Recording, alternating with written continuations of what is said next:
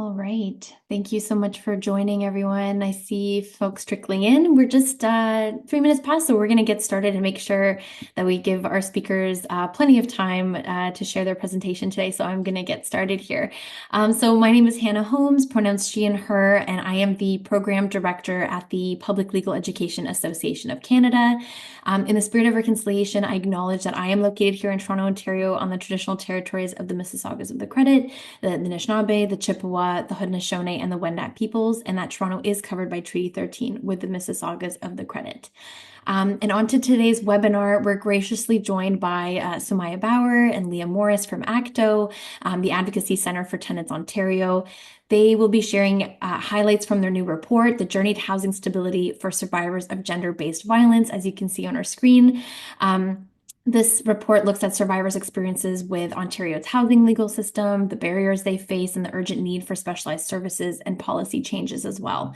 And before I pass it over to obviously, a little more detail on that and to dive right in, a reminder that the webinar is being recorded today. It's going to be available on our website afterwards. Of course, feel free to share that with anyone who wasn't able to attend today, or if you need to refer back to it, that's going to be there, and I'm happy to circulate that with everyone. And at the end as well, we appreciate if you could take a minute to fill out a short survey. As we usually do, that will pop up at the end. And finally, feel free, most importantly, to ask questions anytime in the chat or the Q&A function. Both are available to you, and we will try to get to as much as we can at the end. And Leah and Sumaya will do our best to get to as many of those as we can at the end. So that's sort of a quick sort of start on my end, but that's enough there. And I will pass it right over to Leah and Sumaya. Thank you so much. All right, hi everyone. We're excited to be here today to talk about the research report by the Advocacy Centre for Tenants Ontario. As Hannah said, it's entitled The Journey to Housing Stability for Survivors of Gender-Based Violence. So our report officially launched in June and can be found in full on our website.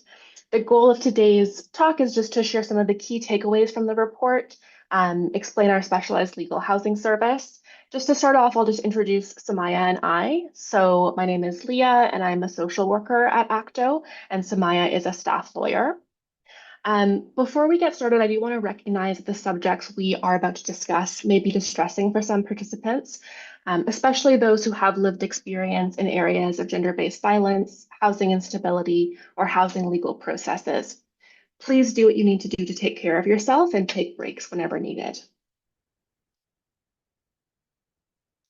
So we acknowledge that we live and work on the sacred land that is the traditional territory of many nations, including the Mississaugas of the Credit, the Mississauga, the Anishinaabe, the Chippewa, and the Haudenosaunee and Wendat peoples, and which is home to many diverse First Nations, Inuit, and Métis peoples. Our office in Toronto is located on lands covered by Treaty 13 and the Williams Treaties. As settlers working in the social work, law, and research professions, we recognize that our work continues within a colonial legal framework that often upholds systems of oppression.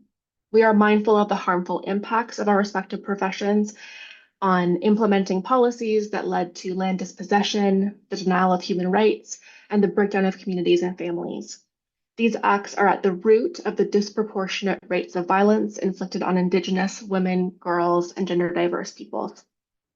We are guided by the 2015 Truth and Reconciliation Commission's calls to action and the calls for justice outlined in the final report on the National Inquiry into Missing and Murdered Indigenous Women and Girls, which call on all sectors to redress this harmful legacy and its impacts on Indigenous families and communities. We recognize not only the harms of colonization, but also the resilience, resistance, and leadership of Indigenous people in the pursuit of housing justice, human rights, and community well-being. We are committed to ongoing learning, relationship building with Indigenous communities, and aligning our advocacy with the goals of Indigenous sovereignty and justice. So a little roadmap for today's talk. We'll start with an introduction to our organization and the project we coordinate.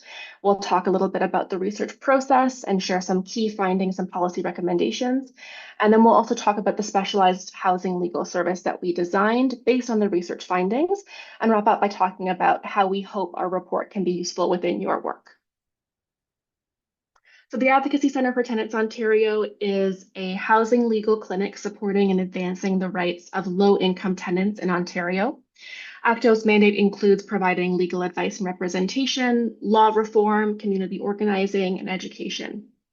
ACTO is perhaps best known for our Tenant Duty Counsel program, where we provide brief legal advice to tenants who show up to their hearings at the Landlord and Tenant Board without legal counsel. So, due to a 30% increase in gender-based violence during the COVID-19 pandemic, the Canadian Department of Justice granted project funding to 9 Ontario legal clinics, including ACTO, to improve access to justice for survivors of gender-based violence. This collaborative initiative is called Your Way Forward and has been providing wraparound legal services to survivors navigating complex family, criminal, and housing legal proceedings since 2022.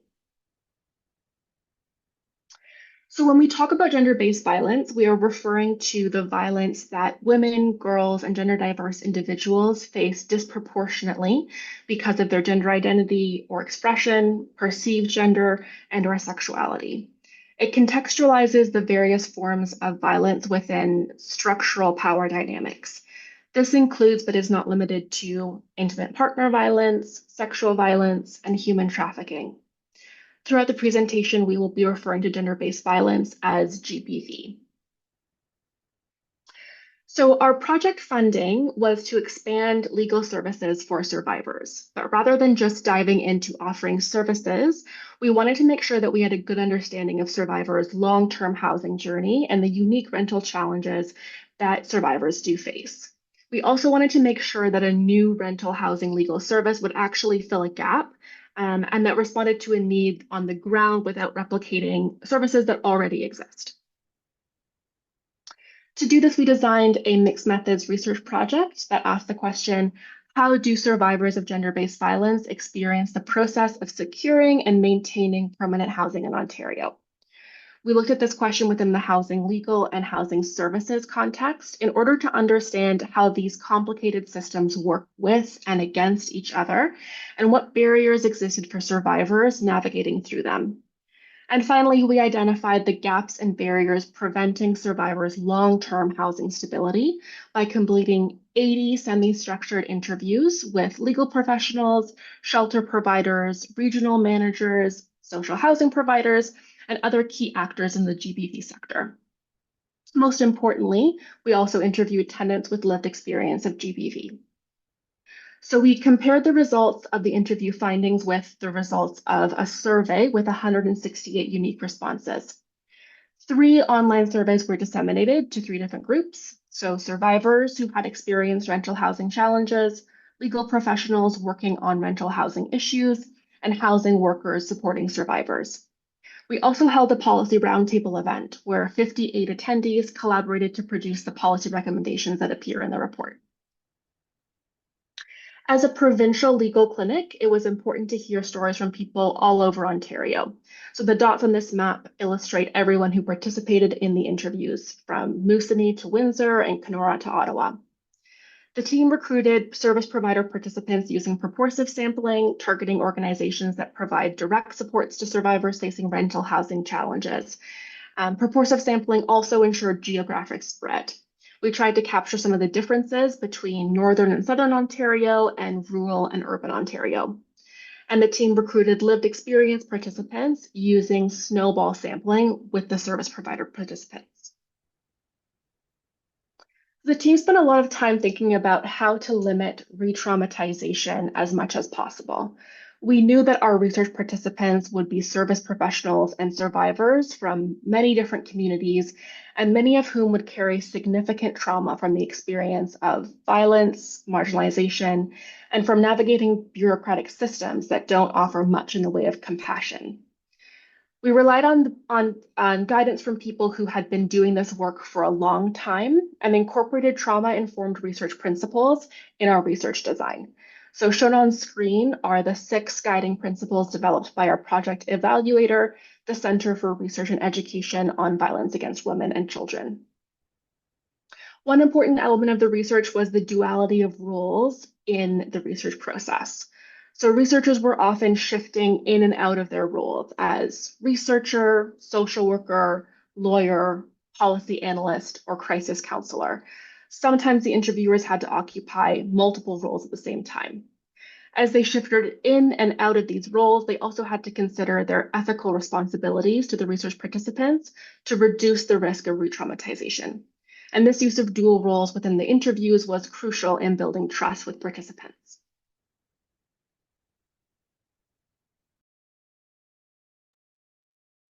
In this section of our presentation, we're going to share what emerged in our research as a typical housing journey for survivors in Ontario. The picture on the screen here is the housing continuum, which is a tool used by housing policymakers to describe all the different types of housing available to people. When it was first created, the idea was that people could move through it step by step, starting with homelessness and eventually becoming homeowners. Although owning a home is usually seen as the final step, we didn't focus on it in our research because it's no longer a realistic option for most low income or renters at all. Our research shows that the housing system doesn't actually work like a smooth path or ladder. Instead, it's more like a set of gears in a machine. If one part gets stuck, the whole system can break down. Every part of the housing system is connected and affects the others. Some landlords see their rental properties as separate from the rest of the system, but our research makes it clear that rental housing is a key part of how the whole system works. Firstly, on the continuum is homelessness. Consistent with existing research, survivors most often have to leave their homes because of the violence. In fact, only one of our lived experience participants was able to remain in her unit. After leaving, survivors most often couch surf with friends and family, which puts notable strain on their relationships. In Northern, rural, and Indigenous communities, couch surfing had become so prevalent that it was sometimes discussed by interviewees as a permanent housing option, as no new housing was being built in their region. We also heard others have taken shelter in hotels, cars, garages, and unwinterized sheds and cabins. This is known as hidden homelessness. Although there is a lack of concrete data on the prevalence of visible homelessness, current counts show there's an increase in encampments across the province. The Association of Municipalities of Ontario data shows that more than 80,000 Ontarios were known to be homeless in 2024, a number that grew by more than 25% since 2022. And without significant intervention, homelessness in Ontario could double in the next decade and reach nearly 300,000 people. In our research, 27% of the lived experience participants resorted to living outside at some point in their housing journey. If a survivor became unsheltered, the trauma of the experience made it much harder for them to restabilize, even after intervention. In our group of lived experience participants, if the person was unsheltered at any point in their journey, they experienced many more years of chronic homelessness and housing instability.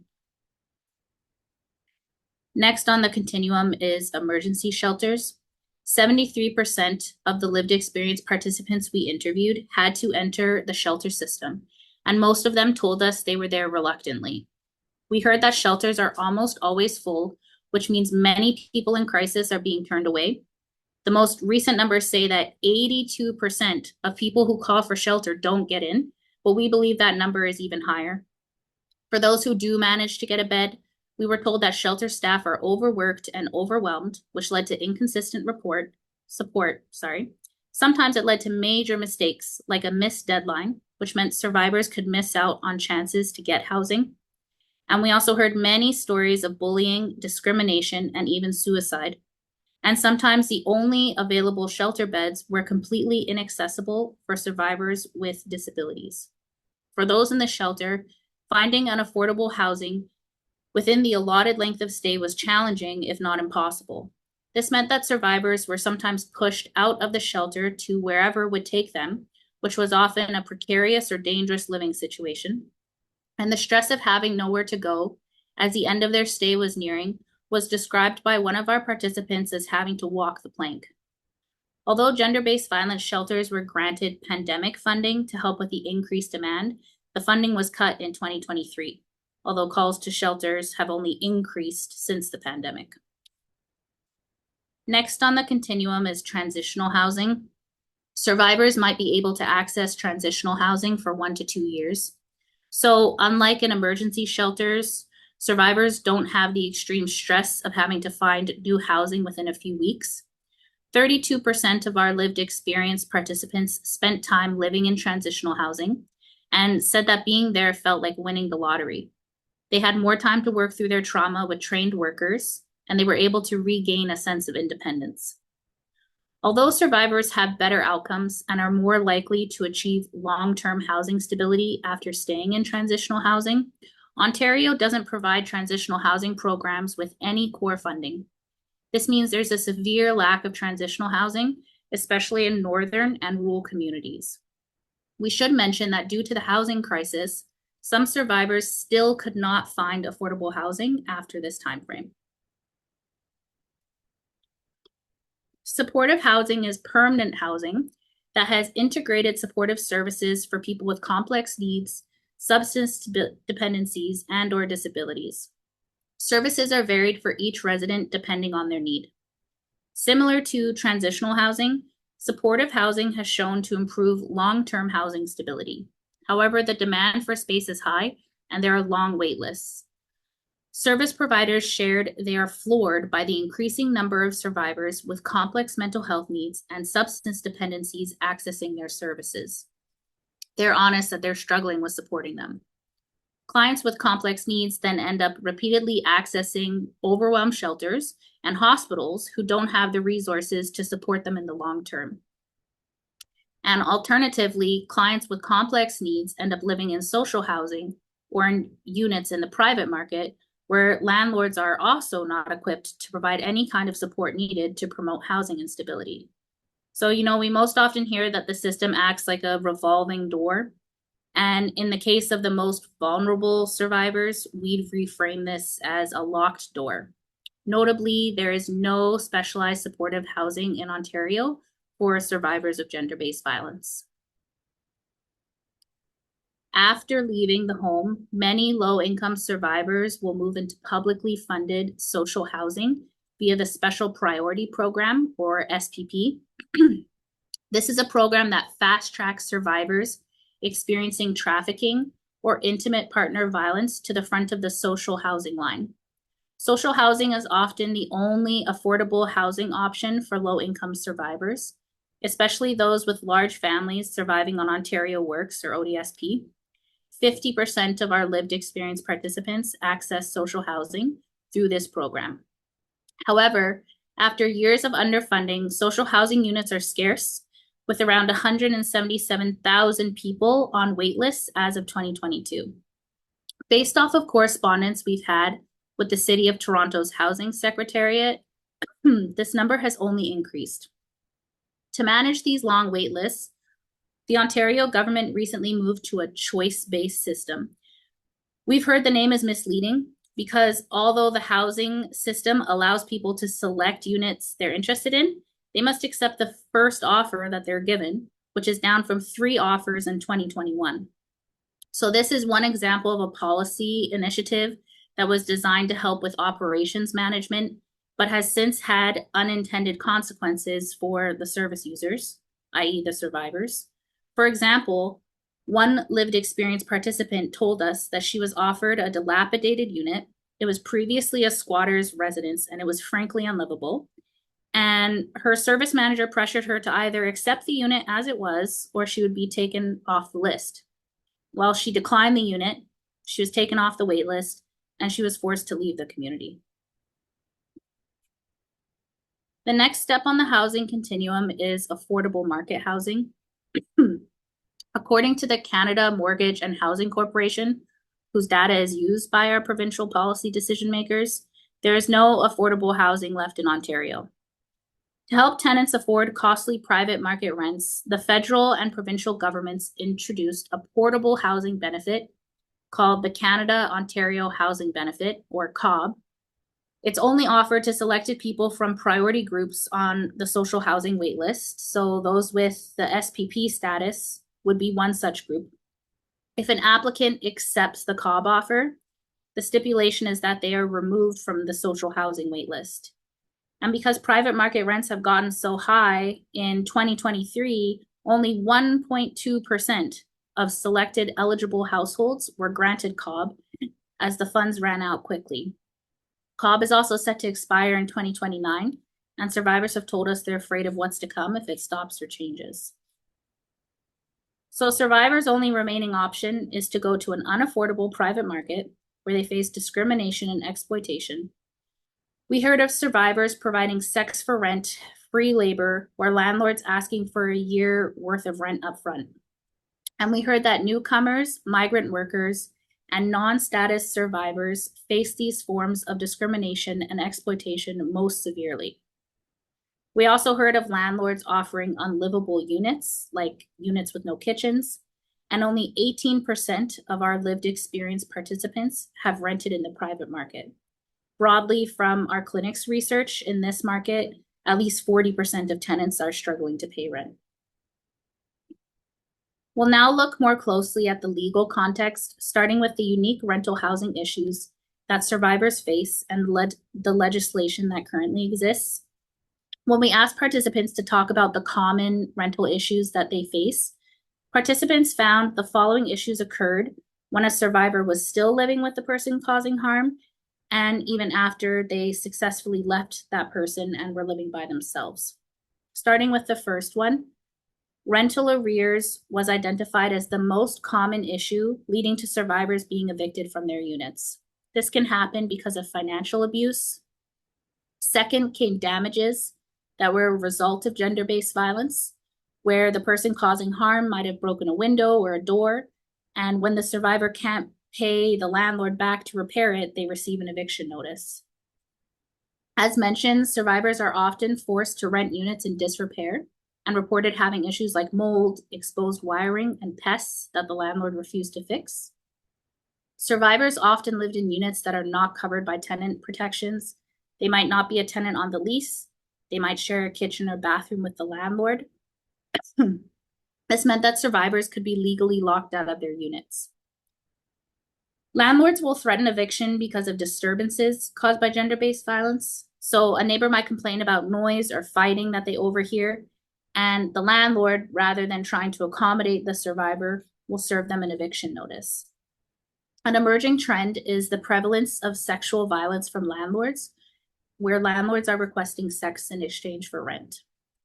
Additionally, roommate abuse was also being raised more and more because people are sharing smaller living spaces and might also be forming intimate partner relationships with roommates.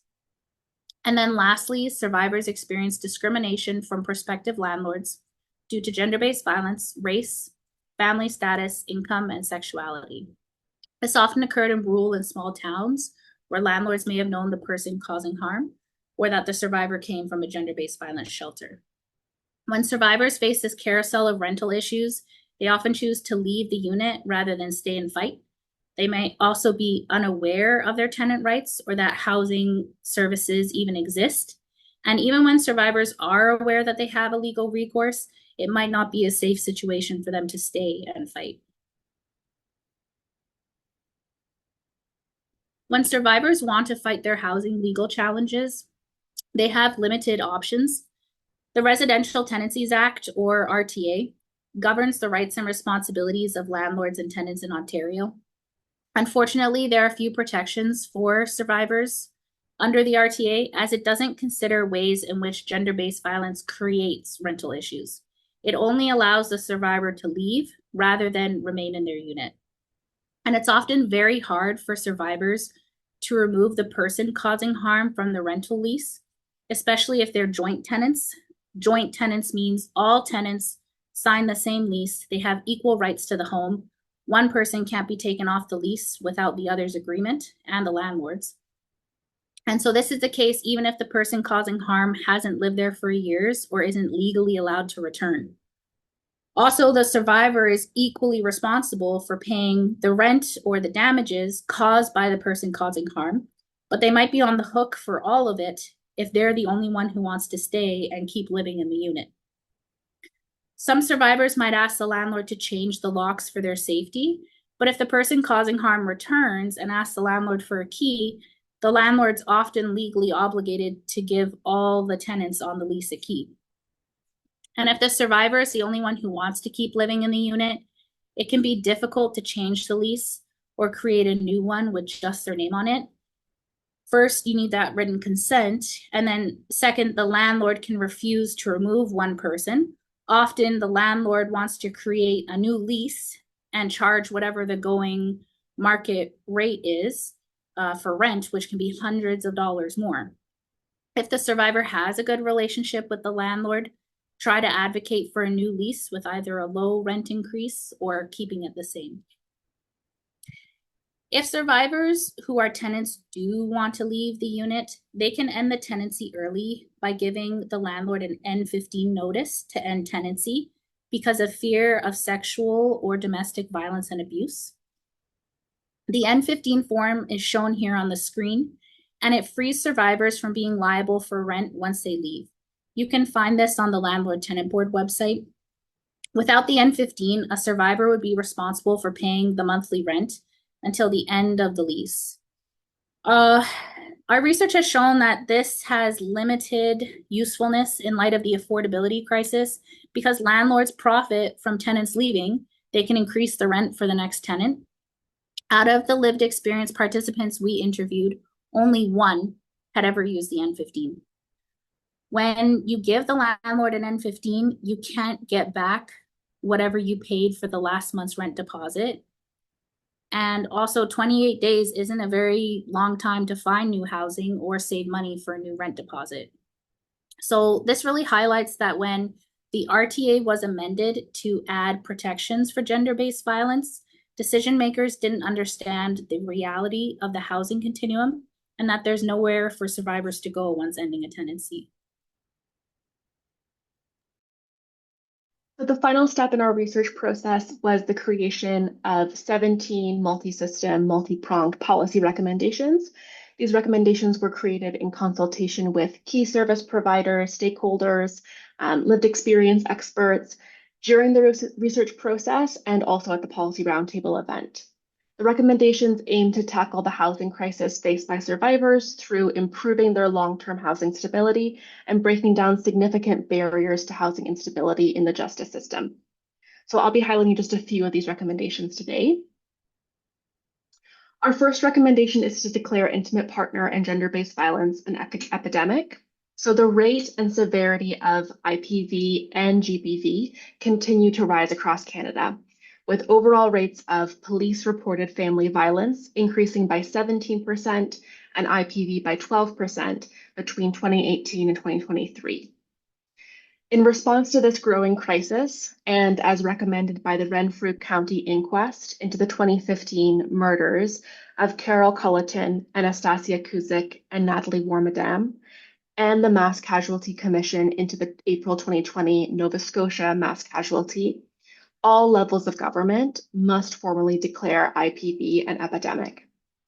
This public declaration acknowledging the prevalence of GBV would compel all levels of government to increase funding to end GBV, which must include adequate funding for the housing and homelessness sector.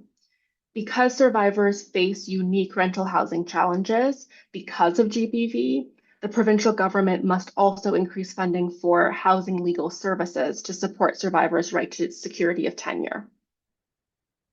In addition, a declaration of IPV as an epidemic could be used immediately in courts, tribunals, and administrative bodies as evidence that adjudicators must consider the severity of a survivor's situation when making their decisions.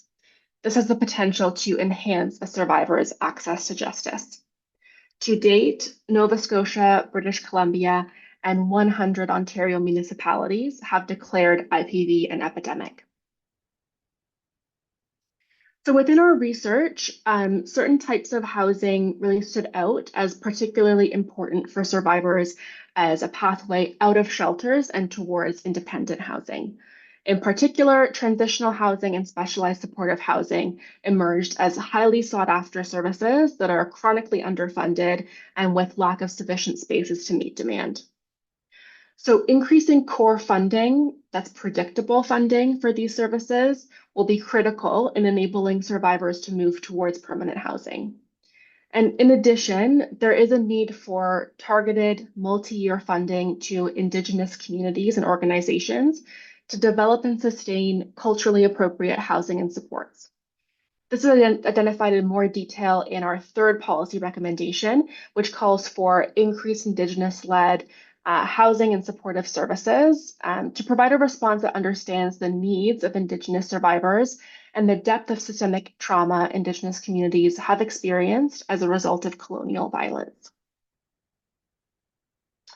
Survivors frequently have negative experiences at the landlord-tenant board as they feel unprepared and overwhelmed by the process, and often have multiple legal issues to deal with in addition to housing, including family, immigration, and social benefits matters. So to improve access to justice for renters experiencing GBV, the provincial government should increase access to legal support by increasing the financial eligibility criteria for legal clinics and expanding Legal Aid Ontario's domestic violence certificate program. In addition, renters should have access to wraparound social work services for attending a hearing at the LTB.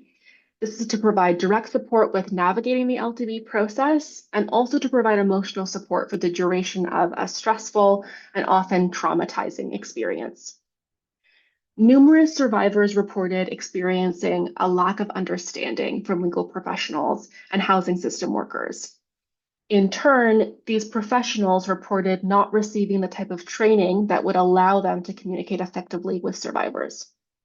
Addressing these gaps by requiring that government-funded organizations provide trauma-informed and anti-oppressive training to their workers would help service providers better communicate with survivors and avoid inadvertently re-traumatizing their clients.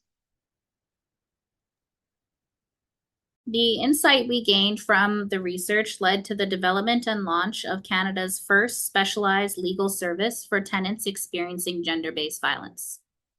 Survivors have guided us through this whole research process, and this lived experience participant sums up the importance of person-centered services and prioritizing survivors' self-determination. She stated, "The last thing you want is there to be additional hoops you have to jump through.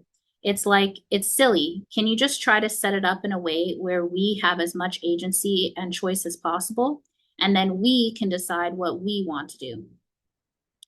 And so our service is comprised of 8 parts.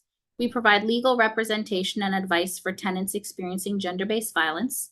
This involves helping them with housing access, representing them in tenant applications, and fighting evictions. We provide wraparound support where every client receives services from a social worker and a lawyer through Leah and I. We each have a unique yet complementary skill set, strengthening the service provision. Services are trauma-informed and integrated into our practice.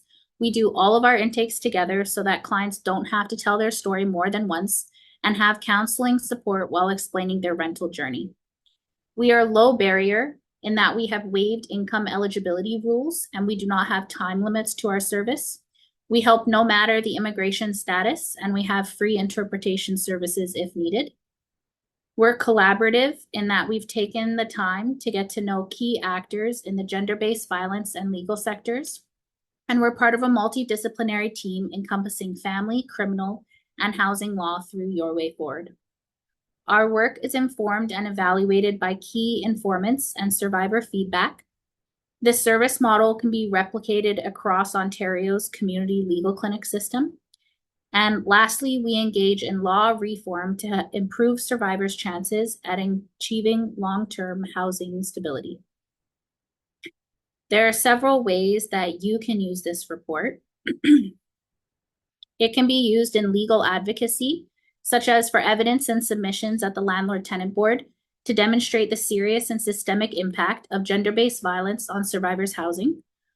Our findings show that Ontario's housing crisis is deeply linked to gender-based violence. Survivors are often forced to choose between staying in unsafe homes or entering homelessness because the systems meant to protect them are failing. It can be used for policy advocacy. With a severe shortage of affordable housing, many survivors are facing impossible choices, This report can support advocacy efforts aimed at government decision makers to prioritize survivor access to safe housing. This includes emergency shelters, transitional housing, and long-term affordable options. Our findings point to the need for more research, especially on the experiences of marginalized survivors from specific communities. Understanding their unique needs and barriers will help create better targeted recommendations. There's also a need for more quantitative research to further strengthen and validate our findings. Our report can be cited in academic research and policy studies related to gender-based violence, housing justice, and intersectional systems of oppression. It can serve as a valuable resource to educate service providers, students, and the public on the realities facing survivors and the types of support that they truly need. And it can be used by other legal clinics and community organizations. They can adapt our model of specialized housing services to better meet the complex needs of survivors in their own region. This brings us to the end of our presentation. Thank you all for your time and attention today. And thank you to all the survivors who trusted the research team with their stories. We've included our email on the screen. If you want to jot that down, you're welcome if you have any questions after or you're interested in receiving our intake form. And we now have time for our question and answer period.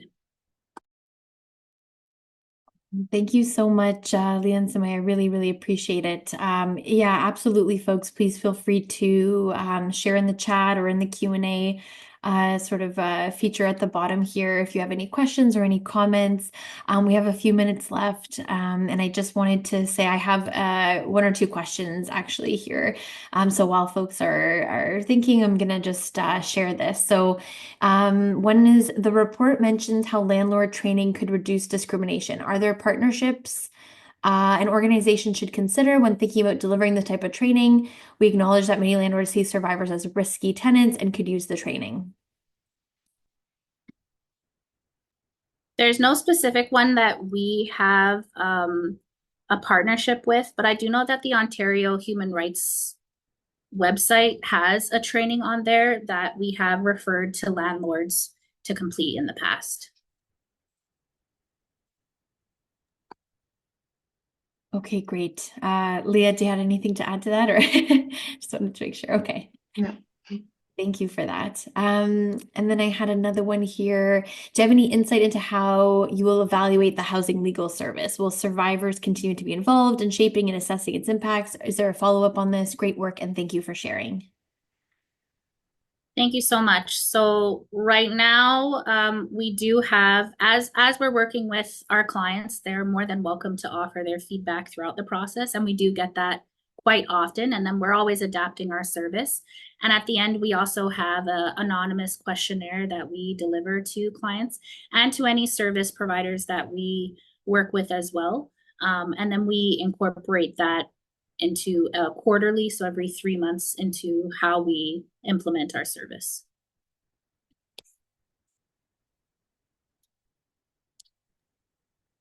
Perfect. Okay, and then I have one more here. You mentioned a recommendation calling for trauma-informed and wraparound supports. Do you have any clinics or regions that you're working with who are already doing this and are doing it well? Any success stories or examples you could share? It would be helpful to know. So right now we do work with Your Way Forward is a project between 9 legal clinics across Ontario. And so we all incorporate, various types of trauma supports, and then we meet monthly to talk about what is working. We can't share anything directly due to client confidentiality, but yeah, we approach survivors with an understanding of, for example, how trauma affects memory, decision making, trust that they have in service providers, and we try our best to offer choice, avoiding re-traumatization and making sure that the process feels safe and empowering. Yeah, I just add on to that, I think across like housing sectors and legal sectors, there are a lot of organizations that are kind of investing in getting trauma-informed training for their staff. And the real thing that we're advocating for with the recommendation is that this is a requirement, because it really comes down to right now, individual organizations choosing to use their limited funding for this versus having an expectation and also a funding support that means that it's consistent across the board. That makes sense. Thank you so much for sharing. I appreciate that. Just looking at the chat and the Q&A, I know we're just about a minute or two to go, but of course, thank you so much for sharing the email where folks can kind of reach out and ask any other questions or have any follow-ups. That's really helpful. And I'll send an email around as well. So just taking a look to see, making sure I didn't miss anything in the meantime. I'm happy to wrap up a little bit earlier. Those are the questions I had for both of you. I just wanted to say thank you so much for sharing the insights of the report, your key findings, your recommendations. There were some, of course, quite concerning data and information shared today. And I hope, I mean, it's a lot to digest, and I think hopefully folks get a lot to take away from sharing that today and with the report as well. I hope everyone gets a chance to review the report if you haven't already. Of course, share it with colleagues and share it with folks. I think that's really great work that you folks have done on that. So thank you so much, and thanks for your time sharing this today. And a huge thank you. Oh yeah, sorry, Sumaya. I was just going to say, if you don't have time to read the whole report, on our website, we also have the executive summary, which is a condensed 4 or so pages. Yeah, that's perfect. Thank you for mentioning that. I can share that in the follow-up as well. The executive report, that's great. And I just wanted to thank everyone who took the time of their day to tune in today. The recording will be uploaded. I'm going to circulate it, of course. Feel free to share feedback and any questions afterwards. Of course, I'll share that email as well. Thanks for sharing. And yeah, feel free to reach out. Otherwise, have a lovely rest of your week, everyone, and see you next time. Thank you to both of you. Thanks. Bye, everyone.